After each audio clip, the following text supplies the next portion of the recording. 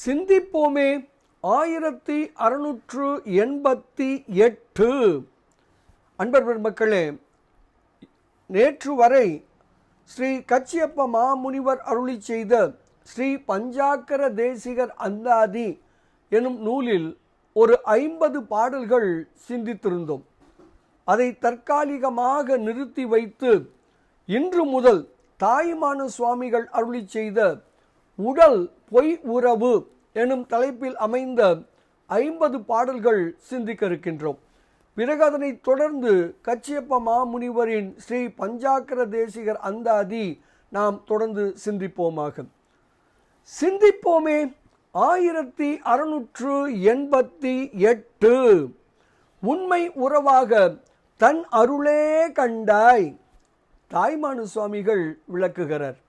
நாம் பெற்றிருக்கின்ற இந்த உடல் நமக்கு ஒரு பொய் உறவு, நிலையற்ற உறவு. தேகம் பொய் உறவு எனில் நமக்கு எது உண்மையான உறவாக இருக்க முடியும்? குளிர்ச்சி நிறைந்த திருவருளே நமக்கு உண்மையான உறவு. உறுதியுடன் உற்றுப்பார்.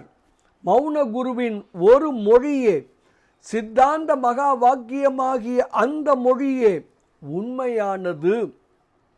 மற்றவை யாவும் பொய்யே, நன்றாக பற்றி பார்.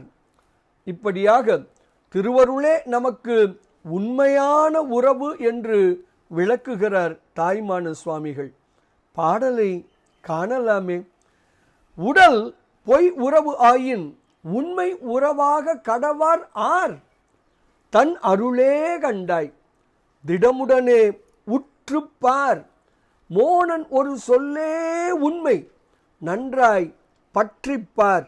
மற்ற எல்லாம் பாழ் பாழ் பாழ் என்று தாய்மான சுவாமிகள் மிக அழகாக தன்னுடைய உடல் பொய்யுறவு என்ற பாடல் பகுதியில் முதல் பாடலில் அற்புதமாக விளக்குகிறார்.